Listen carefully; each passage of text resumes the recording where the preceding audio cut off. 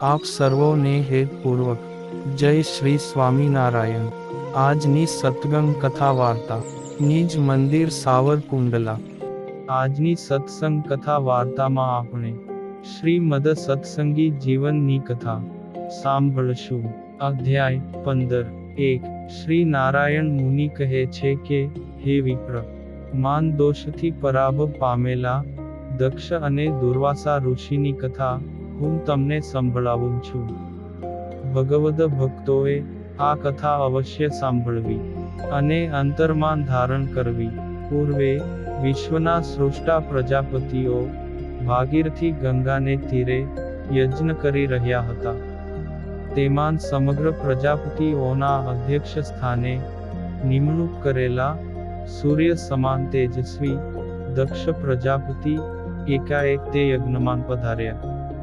દક્ષ પ્રજાપતિ પોતાની જાતને બીજા પ્રજાપતિ કરતાં શ્રેષ્ઠ માનતા હતા અને સર્વેના ઉપરી સ્થાને હોવાથી દેવતાઓએ તેમને વંદન કર્યા અને સ્વયં પિતામહને વંદન કરી પોતાના આસન પર બિરાજ્યા। દક્ષ પ્રજાપતિ સભામાં ચારે તરફ દેવતાઓ પ્રત્યે દૃષ્ટિ કરવા લાગ્યા। તેવામાં પોતાની આગળના ભાગમાં જ શિવજીને બેઠેલા જોયા। ભગવાન શિવ એ વખતે પોતાના આત્મ સ્વરૂપને બ્રહ્મના સ્વરૂપમાં લીન કરીને ધ્યાનાવસ્થામાં બિરાજિત હતા। અતિશય માની દક્ષ પ્રજાપતિ શિવજીએ પોતાને નમસ્કાર કર્યા નથી એમ જાણી ક્રોધ કરીને શિવજીને શાપ આપતા દેવતાઓ પ્રત્યે કહેવા લાગ્યા, હે દેવો, હું જે કની કહું છું તે મત્સર કે ઈર્ષાથી કહેતો નથી, અજ્ઞાનથી પણ કહેતો નથી, પરંતુ સામાન્ય રીતે સત્પુરુષોનું જે વર્તન છે તે તમને હું જણાવું છું। આ પ્રકારની માની માણસોની ભાષાથી દક્ષ પ્રજાપતિ અનેક યુક્તિ પ્રયુક્તિથી પોતાની સાધુતાને દેવતાઓની આગળ શ્રેષ્ઠ બતાવી શંકરની નિંદા કરવા લાગ્યા। આ શંકર લોકપાલોની કીર્તિને કલંકિત કરે છે, લજ્જા વગરનો છે, વિનય રહિત છે, તેથી જ તે સત્પુરુષોએ બાંધેલી મર્યાદાનું ઉલ્લંઘન કરીને મારી અવગણના કરે છે। આ શંકર મારો જમાઈ હોવાથી મારો શિષ્ય છે અને હું તેનો ગુરુ છું। તેણે ઊભા થઈને મારું અભિવાદન કરીને સન્માન કરવું જોઈએ, છતાં મોટી સભામાં મને વાણીથી પણ આદર આપતો નથી। આ શંકર માંકડાની સમાન નેત્રવાળો છે, સદાચાર રહિત છે, ભૂતડાનો સંગી છે, દિગંબર છે, સ્મશાનમાં રહે છે, મુંડની માળા ધારણ કરે છે, શરીરે ચિતા ભસ્મને ચોળે છે, અમંગળ હોવા છતાં શિવ એવું મંગળ નામ ધારણ કરે છે, અપવિત્ર છે, દુર્બુદ્ધિ છે, મારી ઈચ્છા નહીં હોવા છતાં પણ પિતામહની પ્રેરણાથી આને મેં મારી પુત્રી સતી ઉમા સમર્પણ કરી। અત્યંત દુરાચારી આ શંકરનો આજથી યજ્ઞમાંથી ભાગ કાઢી નાખવામાં આવે છે। હે વિપ્ર, આ પ્રકારે શાપ આપીને દક્ષ પ્રજાપતિ પોતાના ભવન પ્રત્યે ગયા। નિરપરાધી ભગવાન શિવને શાપ આપીને સ્વભુવન પ્રત્યે જતા દક્ષને શિવજીના મુખ્ય પાર્ષદ નંદિકેશે પણ શાપ આપ્યો કે, હે દક્ષ, તું તત્વથી વિમુખ થા। જે મુખથી તું શિવની નિંદા કરે છે તારું તે મુખ બોકડાનું થાય અને તને શરીરમાં જ આત્મબુદ્ધિ દ્રઢ થાય। આ પ્રમાણે દક્ષ પ્રજાપતિને શાપ આપીને લાલચોળ નેત્રધારી નંદિકેશ દક્ષને મૌન રહી અનુમોદન આપતા બ્રાહ્મણોને પણ ક્રોધથી શાપ આપવા લાગ્યા કે, બધા જ બ્રાહ્મણો વેદ કર્મમાં આસક્તિ રાખનારા થાઓ, સર્વભક્ષી બનો, દેહના પોષણને અર્થે જ વિદ્યા અને વ્રતને ધારણ કરનારા બનો, તથા ભિક્ષુકો બનીને લોકમાન ભટક્યા કરો। આ પ્રમાણે વૈદિક વિપ્રોને શાપ આપતા નંદિકેશ્વરને જોઈ ક્રોધ પામેલા કઠોર મહર્ષિ ભૃગુ શિવના અનુયાયીઓને શાપ આપવા લાગ્યા કે શિવનું વ્રત ધારણ કરનારા અને તેને અનુસરનારા પુરુષો વેદ માર્ગ થકી વિમુખ થાઓ. વેદાદિક સત્શાસ્ત્રનું ખંડન કરનારા થાઓ. આચાર રહિત તથા મૂઢ બુદ્ધિ વાળા થાઓ. જટા, ભસ્મ અને અસ્થિને ધારણ કરનારા બનો. તથા જેમાં દેવને મધ્ય અને સુરાનું નિવેદન થાય છે તેવી શિવ દીક્ષાને ધારણ કરનારા થાઓ.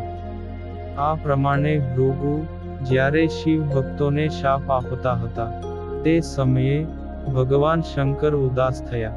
તેમજ સભામાંથી ઊભા થઈને પોતાના પાર્ષદોની સાથે કૈલાસ તરફ રવાના થયા.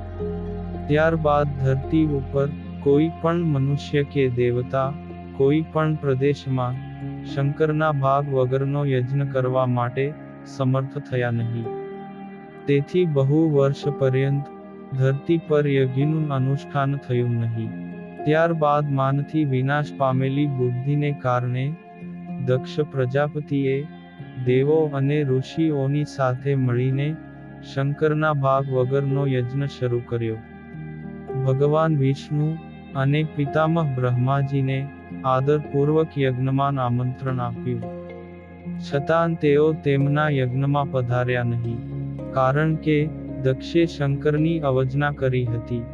દક્ષ પ્રજાપતિને ભગવાન શંકર પર દ્વેષ હોવાથી પોતાની પુત્રી સતીને પણ આમંત્રણ આપ્યું નહીં, અને પોતાની બીજી કન્યાઓને પોતાના પતિ સાથે આવવા માટે નિમંત્રણ આપ્યું. આકાશ માર્ગે દિવ્ય વિમાનમાં બેસીને પોતાના પિતા દક્ષ પ્રજાપતિના યજ્ઞ તરફ પ્રયાણ કરતી દેવાંગનાઓને જોઈને સતી અતિશય પ્રસન્ન થયા. પિતાનું આમંત્રણ નહીં હોવા છતાં પણ યજ્ઞના દર્શન કરવા માટે સતીનું મન ઉત્સુક બન્યું, અને સ્ત્રી સહજ સ્વભાવથી યજ્ઞમાં જવા તૈયાર થયા.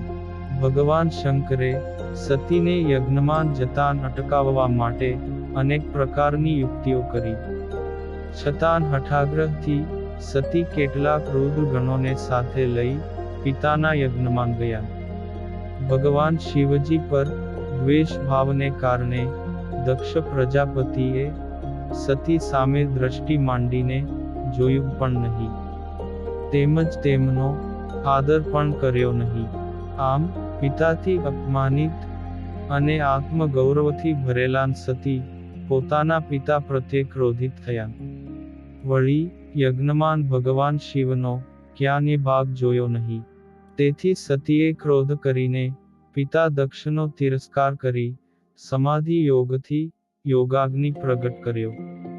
તેમજ તે અગ્નિથી જ પોતાના શરીરનો તે જ ક્ષણે ત્યાગ કર્યો.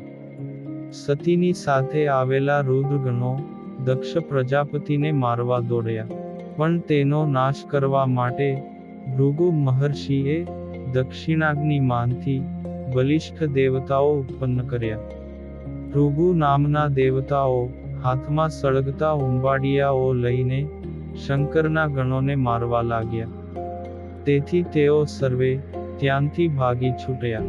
આ બાજુ દેવર્ષિ નારદે કૈલાસમાં આવીને બનેલી સંપૂર્ણ હકીકત ભગવાન શિવને કહી સંભળાવી, અને નારદના મુખે સતીના મૃત્યુની વાત સાંભળતાની સાથે જ ભગવાન શિવના અંતરમાં ક્રોધ વ્યાપી ગયો, ને પોતાની જટા પછાડીને પોતાનો મુખ્ય ગણ વીરભદ્રને ઉત્પન્ન કર્યો, અને તેને કહેવા લાગ્યા કે કોઈ પણ જાતનો વિચાર કર્યા વિના યજ્ઞ સહિત દક્ષ પ્રજાપતિનો વિનાશ કરો.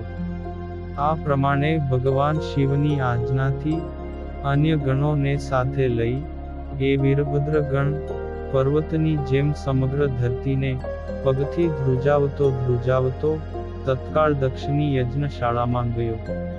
ત્યાં જઈ યજ્ઞકુંડોને ઉખેડી નાખ્યા, મંડપને બાળીને ભસ્મીભૂત કર્યો, અને દક્ષ પ્રજાપતિના મસ્તકને કાપીને અગ્નિકુંડમાં હોમી દીધું. દક્ષ પ્રજાપતિને અનુમોદન આપનારા દેવતાઓ તેમજ ઋષિઓને શિવના મણિ ભદ્રાદિક અન્ય અનુચરો સળગતા ઉંબાડિયા લઈ મારવા લાગ્યા. તેમના શરીરના અવયવો છિન્ન ભિન્ન થયા, અને જીવવાની આશાથી તેઓ ત્યાંથી નાસવા લાગ્યા. આ પ્રમાણે દક્ષ પ્રજાપતિના યજ્ઞનો ધ્વંસ કરીને વીરભદ્ર વગેરે ગણો કૈલાસ પ્રત્યે પાછા ફર્યા. બહુ દિવસો પસાર થયા બાદ સમગ્ર દેવતાઓની પ્રાર્થનાથી પ્રસન્ન થયેલા શિવના અનુગ્રહથી દક્ષ પ્રજાપતિનું મુખ બોકડાનું થયું, અને ફરી સજીવન થયા. આ પ્રમાણે માનદોષથી દક્ષ પ્રજાપતિને મોટો અનર્થ સર્જાયો, અને શિવની અવજ્ઞા કરવાથી લોકમાં પણ નિંદાને પાત્ર થયા હતા. અને હવે પછીની કથા વાર્તા આપણે આગળના ભાગમાં સાંભળશું. અત્યારે આપ સર્વોને ભાવથી જય શ્રી સ્વામિનારાયણ.